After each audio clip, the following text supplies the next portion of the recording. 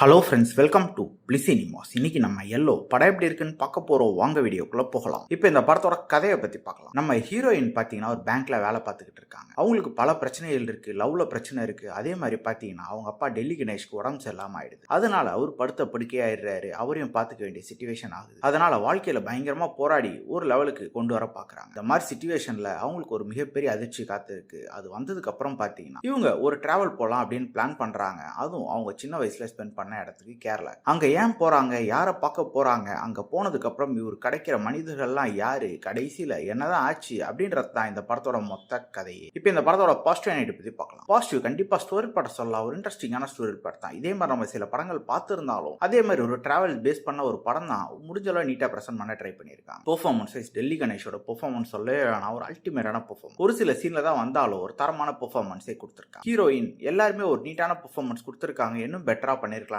மாதிரி தான் இருக்கு. கேரக்டர் ரைட்டிங் யார் கேரக்டருமே பெருசா எழுதல, யாரோடையுமே மிங்கிலா உட்காந்து படம் பார்க்குற அளவு இல்ல. படத்துல வர ஃபீல் குட் போர்ஷன்ஸ்லாம் ஓரளவு நீட்டா இருக்கு. குறிப்பா இவங்க போற டிராவல் போர்ஷன்ஸ்லாம் ஓரளவு நீட்டா இருக்கு. டெக்னிக்கலி படம் சவுண்டாவே இருக்கு. சினிமோட்டோகிராஃபி, சவுண்ட் எஃபெக்ட்ஸ், பிஜிஎம் எல்லாமே நல்லாவே பண்ணி கொடுத்துருக்காங்க. ஸ்கிரீன் பிளே யூஸ் பாத்தீங்கன்னா பெருசா இன்ட்ரெஸ்டிங்கா இல்லாத ஸ்கிரீன் பிளே தான் எழுதி எடுத்திருக்காங்க. பயங்கர பிளாட்டா, எங்கேயுமே புதுசான விஷயமோ இல்ல நல்ல ஒரு ட்விஸ்ட் அண்ட் டர்ன்ஸோ எதுவுமே இல்லாம தான் போகுது. பல சீன்ஸ் நமக்கு ப்ரெடிக்டபிளாவும் லேகிங்காவும் இருக்கதா. மொத்தத்துல பாத்தீங்கன்னா இது ஒரு பிலேவரேஜான படம் தான். வேணும்னா ட்ரை பண்ணி பாருங்க. இன்னொரு வீடியோல சந்திக்கலாம். தேங்க்யூ.